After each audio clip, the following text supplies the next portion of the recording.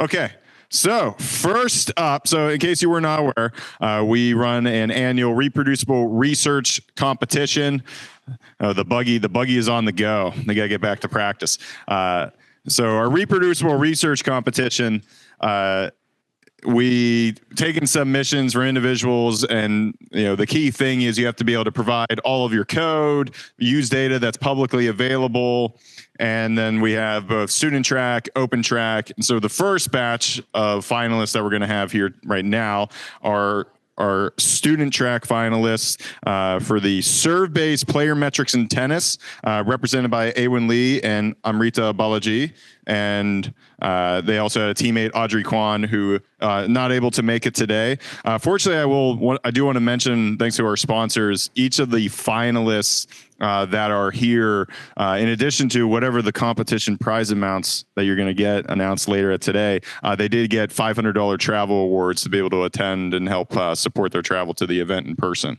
So thank you again for their sponsors for that. So I'm going to switch over. Just bear with me as we get slides going, and then we'll get this talk started. Turn over to the speakers. Thank you. Hi, everyone. It's great to see you all here today. My name is Rita. This is my partner, Aiwen, and our other partner, Audrey. She's not here, but she says hi too. And we're here to present our project on creating a unified server quality metric in tennis. So let's talk about how this idea even happened. So basically, we were thinking about tennis as a whole, and we noticed that most current work focuses on match level prediction. So like if you think of ATP, WTA rankings, ELO, it's all match level. And this is kind of a problem because let's say you have two players, they have a really close match, and the winner gains points, loser loses points. It doesn't really tell you that much about a player's skill throughout the match itself. So then, as we were thinking about this, we decided we would focus on specific aspects of the player's ability. So we focus mainly on serves. We do have some serving stats, like ace percentage exists, average serve speed, yeah. But by themselves, they don't really tell us a whole story about server dominance. So our little gap in research is that we need to analyze serving effectiveness across men's and women's tennis. So what do we actually want to do about this? Well, we want to quantify server quality with a unified predictive metric. What does that actually mean?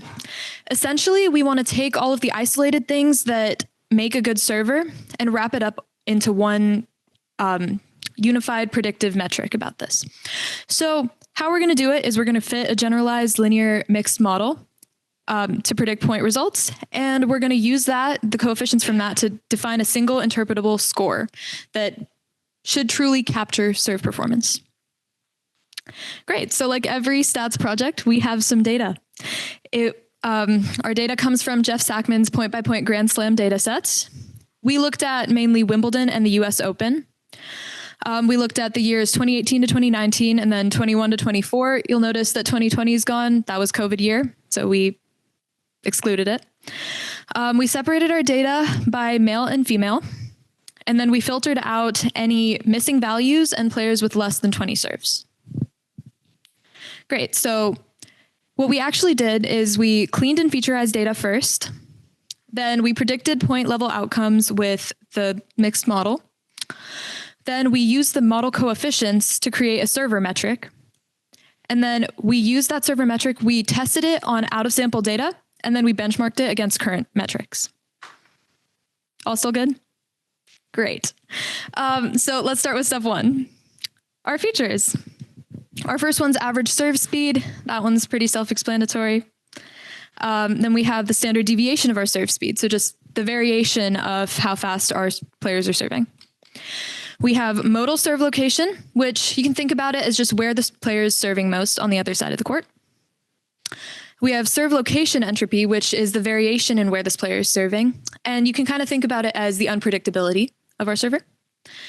And then we have to define our outcome variables. So we have win percentage, which is really just a traditional like outcome variable. And we defined serve efficiency as the percentage of serving points won in 3 or fewer shots. Now, pause. Why do we care about serve efficiency? Well, we want to isolate just the effect of the serve rather than taking into account like a good rally or a good return. So we defined it as winning a point in 3 or less shots. So then in step 2. Awesome, thanks. So after we featureize our data, we then fit GLMMs, or generalized linear mixed models, on the point level outcomes. So these models are generalized because we transform the outcome variable. In this case, we use a Logit transformation.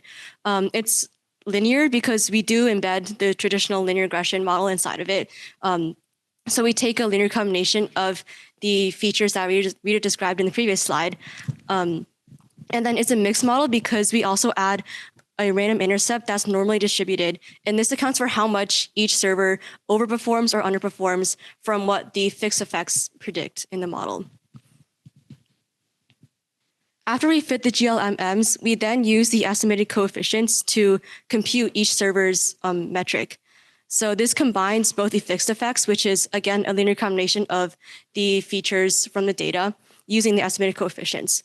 And then we also add each player's random intercept to the metric.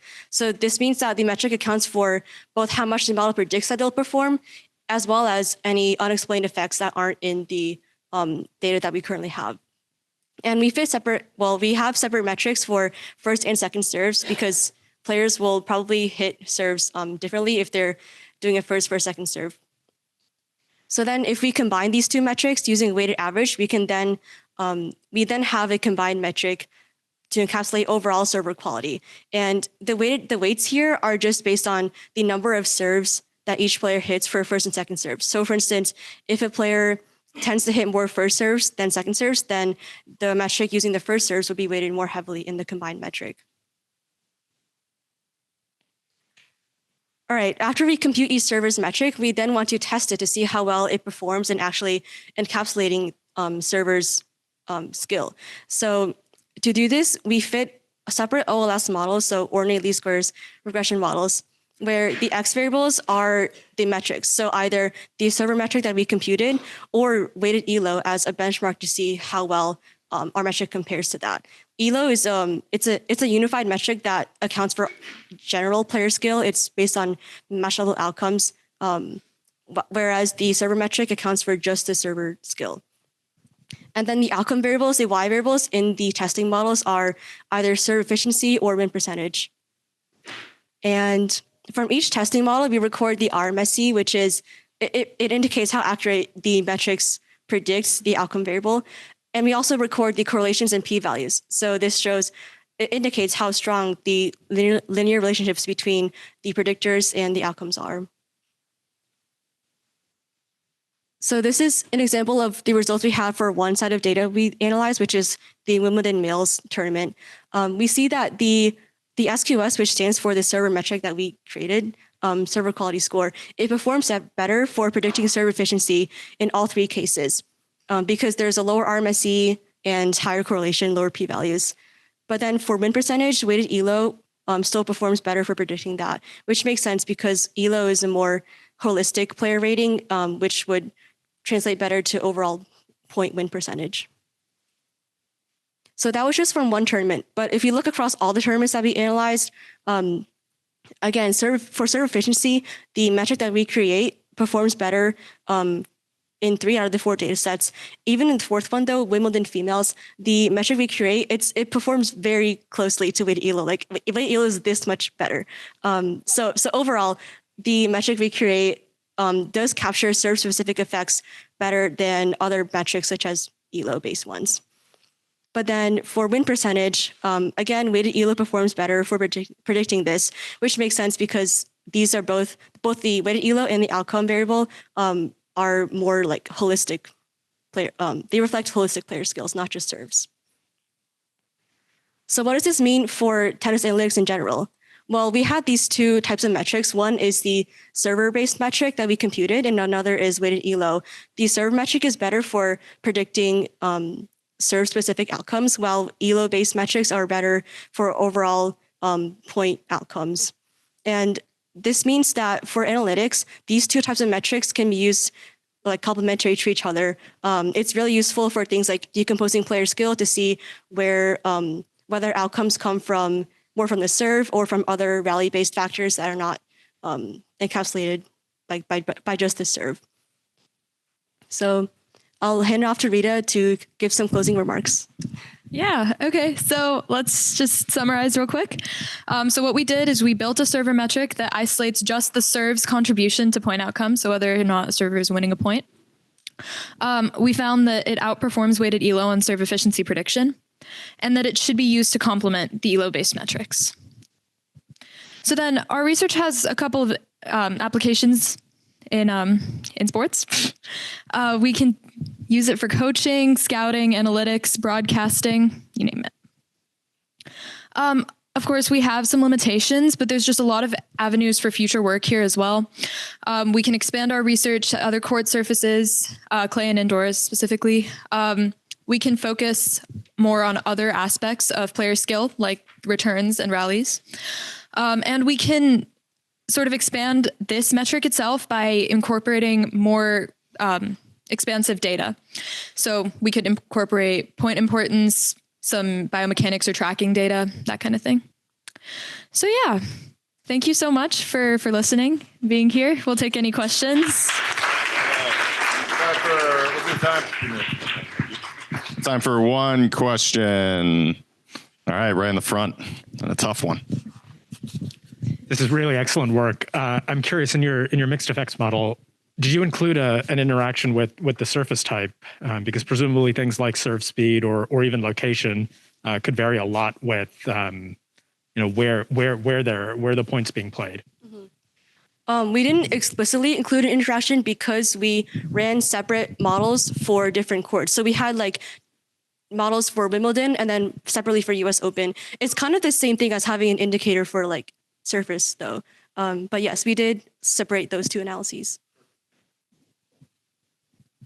All right, let's thank our speakers, because as part of the competition, as I should have stated earlier, the finalists, so they were evaluated based on papers that were sent out to amazing judges that reviewed, and then the top finalists were invited then to present at the conference. But you all as audience members are also going to vote on the finalists. So